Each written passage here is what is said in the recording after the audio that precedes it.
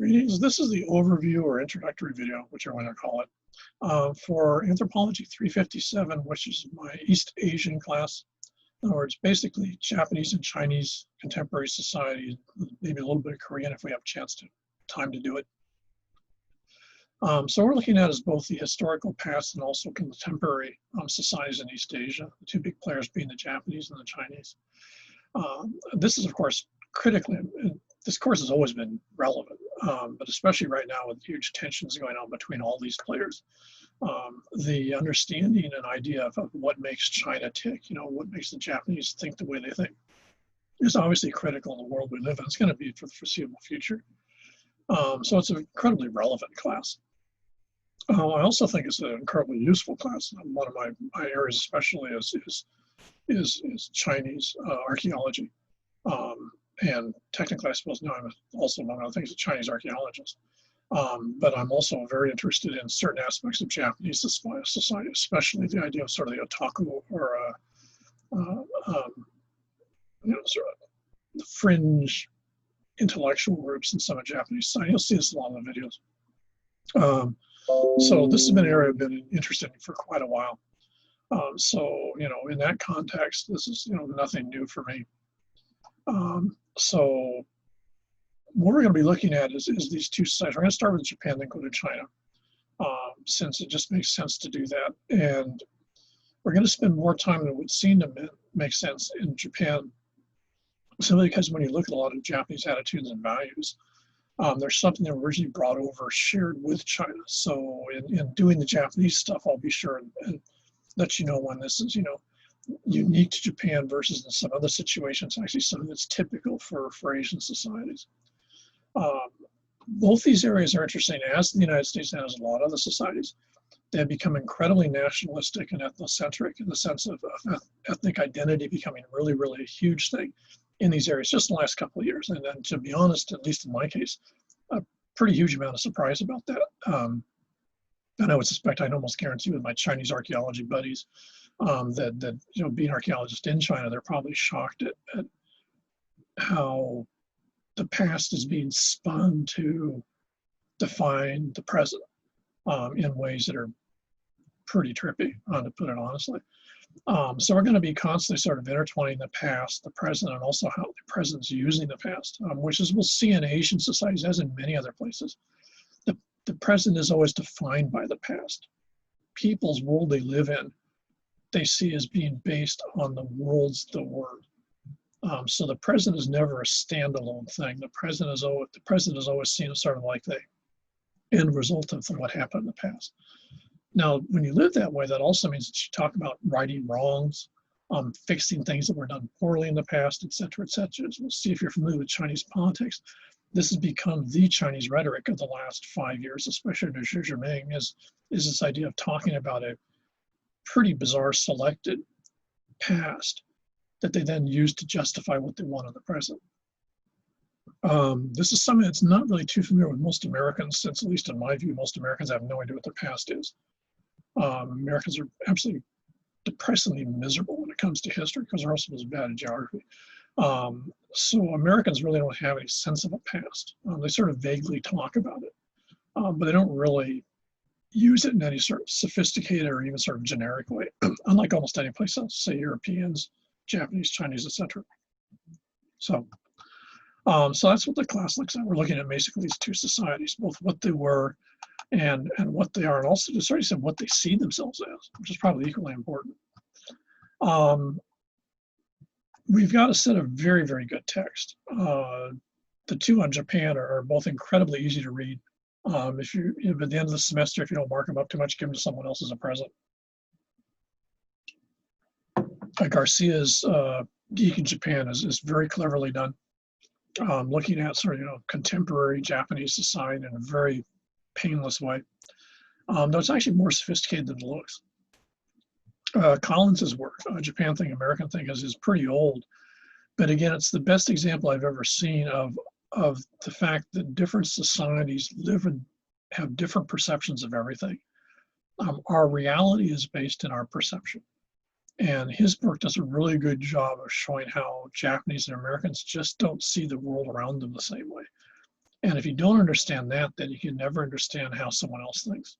If you insist on making your perception their perception, then you're never actually listening to them. You're just sort of going, the old three monkeys going, yeah, yeah, yeah. So again, a very easy read and a fascinating book. I think you'll really enjoy it.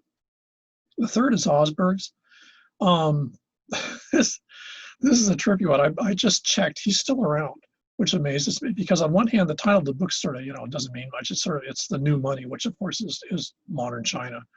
But the trippy thing about this is he was actually looking at snakeheads. He's looking at one of the Chinese organized crime syndicates. That's the guys he was interviewing. I have no idea, one, how I was able to contact him. Two, I have no idea how come he's still alive. Chinese organized crime is very good at not being visible unless they really want to be visible. And I can't imagine that they're ever willing to let someone study them. So I have no idea what this is all about. I'm sure there's probably some sort of really tricky backstory we'll probably never know. But after you read like the first 20 pages, you suddenly realize who this guy's talking about. You're like, damn. So it's not only a really good book that looks at how modern Chinese see wealth, prosperity, family, etc., but there's always a subtext, of the fact that what you're actually looking at is their version of the mafia. So it's a pretty surreal book. It's very well written. It's easy to read, but it's like, you could do a couple of movies, not so much on the text, but on the what he must have gone through when he was collecting the interviews and stuff like that. It's a trippy book. When you constantly remind yourself of the context that it's in. So, how does the course operate? I have no idea what it's going to be like in 4 weeks. This is late July. In fact, it's not even late July. It's 20th or something like that in July. I have no idea what the world's going to be like in August when classes start. My guess would be that we're going to have classrooms. They're talking about it that way, and people can come and sit in class. Having said that, for many of the classes, including most of mine, there isn't going to be enough room in the physical classrooms for everyone to sit, I don't think, unless they hang people from ceilings or put people in plastic wrap or something. So therefore, my view of this, and of course things go totally south, and I have to do it this way anyways, just like I did in the spring, we're going to have to use a combination of classrooms and Zoom. So you have to be familiar with Zoom. And if you were here last semester, you should be, because that's what we used. If you're not, then spend a week or two. It takes about 15 minutes to figure out how to use it. It's really straightforward, pretty painless. So that's the platform we're using. So I'm going to require that everyone be in class at the time schedule, because this class doesn't work unless we can actually talk and interact. And I can ask questions, or you can ask questions, and I can explain stuff in more detail, because we're going through a ton of material really, really quickly. And part of it then is it has to be shaped to what you guys are interested in, or what you don't understand. And as far as I'm concerned, you can't do that asynchronously. It just doesn't work very well. So I'm going to require that we be in class together. I'm not going to require that we're physically in the classroom together. We'll have the camera set up. We'll be doing Zoom in the classroom. So if you're in the classroom, I think I've got it set up. So, we're going to be together, whether we're actually physically together or just digitally together. But I want us to be at those scheduled times together, so that we can interact and have the dialogue that you have when you have a quote real class. Especially because a lot of this material is complicated, because you have to do a sort of a real mental mind flip for it to make sense. So, so a lot of stuff you sort of have to talk your way through, and that only works if we're collectively together. So attendance is going to be required, though not physical attendance. Okay. Canvas. You're in Canvas. That's the educational platform we use. If you've been around, you should be familiar with it. If not, get familiar with it. My understanding is, and I've been trying to push them, but for some reason they're saying it's going to be very hard to actually give you access to your Canvas courses till the semester starts. I have no idea what that's about. But I'll be sending this out. I'll be copying this as a YouTube video, and I'll send this out to everyone in the next week or two. So you'll have this in advance, but you might not be able to access the actual course material until the semester starts. But make sure once the semester starts, you are actually in Canvas and you have access to it, because that's where all the material is. All the PowerPoints, all the videos, everything is going to be done in Canvas. If you're having troubles with that, then contact the help desk. They're really, really good, and they're really good at helping folks out. So do get their assistance if you need it. For some stuff, I can help you, but to be honest, you know, what I deal with technically is sort of complicated, but it has to do with maps, et cetera, and stuff like that. So it's not probably particularly, it'd be easier to talk to them. They'll actually be able to help you more. In terms of stuff we're doing this semester, I'm pretty much the same as I've done for a while. I've changed the title of some of the stuff, but it's pretty much the same. The biggest part is what I call the critical thinking exercises. As we go through chunks of the material, I'm going to basically require you to look at some aspect of what we're covering in more detail. Pick something you're interested in or something you think is relevant. Look at it in more detail, and that's what you generate your critical thinking exercise. There's a template in the syllabus that actually shows you what I want you to do when you do those. So they're pretty straightforward. You have to figure out what it is you want to look at. People always ask me, you know, what should I write on? Like, you know, how would I know? We're covering a bunch of stuff. I mean, a bunch of it I find interesting. I wouldn't be teaching a class, but I don't know what's going to float your boat. So, you know, you have to figure that out. I will help you. And by all means, if you're not sure, then check with me, because you might try to take on something that's way too big. I'm like, what is the Japanese meaning of life? Well, that'd be about 5,000 pages. The second major work is your presentation blog post. As we're going through the semester, keep track of something that you find either relevant, maybe to your major, or something you're personally interested in, and work on that and build that into a longer PowerPoint-based presentation, or if you want to, a blog post on a website if you have one. Or if you don't, then something, you know, at least a written up one that could be posted as a blog post. And that'll be your other major assignment. You can't do these as groups, you have to do these as individuals. So, you know, again, check with me as you're going through the semester. You know, a lot of stuff might be useful, but for example, doing things like certain aspects of Chinese history, there's not a lot in English. So let me know what you're thinking of doing, and I can tell you, at least from my viewpoint, is there stuff available? Can you access it?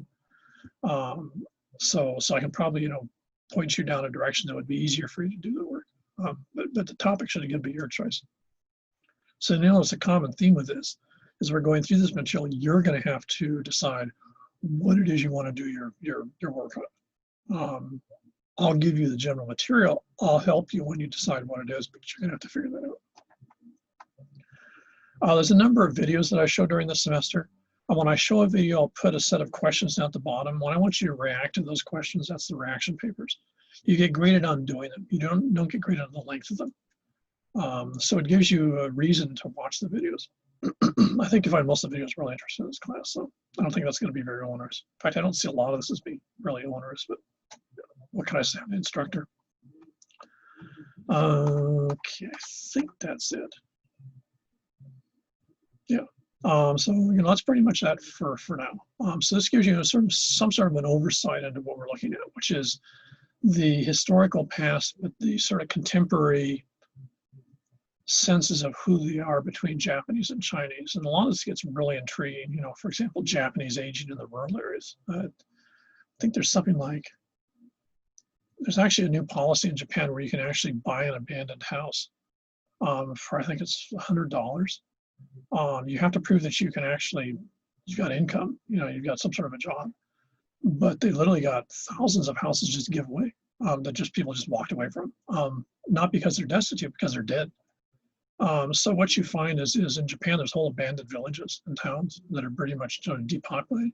You go in a lot of the smaller, even cities, and you look around and it looks like a retirement home. And China is very quickly ending up in that same phenomenon. So what you got are these places that basically look like parts of Florida. And this is something that no one had anticipated even, say, 10 years ago. So there's a lot of really fascinating changes that are occurring day by day, year by year in this part of Asia, which have implications both for Hawaii in general, but also have sort of, you know, our own future in many ways. So I think you'll find this course to be really interesting.